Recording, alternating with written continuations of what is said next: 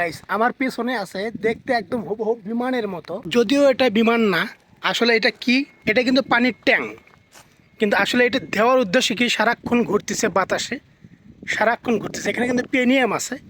আর এই পেনিয়ামের মধ্যে কিন্তু আপনার একটা ইন্টারেস্টিং বিষয় আপনাদের শেয়ার করি।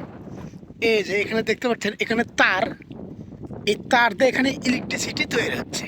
ঠিক আছে, এটা পানির ট্যাঙ্ক। সৌদি আরবে একটা মাঝরাত করছে এটা।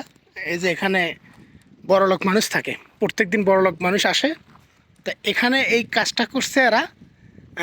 সারাদিন ঘুরবে এটা, আর ইলেকট্রিসিটি কিছু উৎপাদন করবে, আর সেগুলো দিয়ে তারা এখানে মানে চলাফেরা করে বা মোটর টোটর চালায়, যা যা দরকার চালায়। এই যে মাজরার ওদের হলো বসার জায়গায় ইস্তেরা, অনেক বড় মাজরা। তো যাই হোক, বিষয়টা খুব ইন্টারেস্টিং মনে হলো আপনাদের আমার কাছে, যার কারণে আমি আপনাদের শেয়ার করলাম। তো যে যেখান থেকে দেখছেন ভিডিওটি বেশি বেশি শেয়ার করে দিবেন।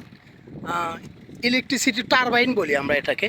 এটা আসলে টারবাইন বানাইছে ছোট করে, ছোট আকারে বানাইছে, কিন্তু কাজ করতেছে, বিদ্যুৎ দিচ্ছে।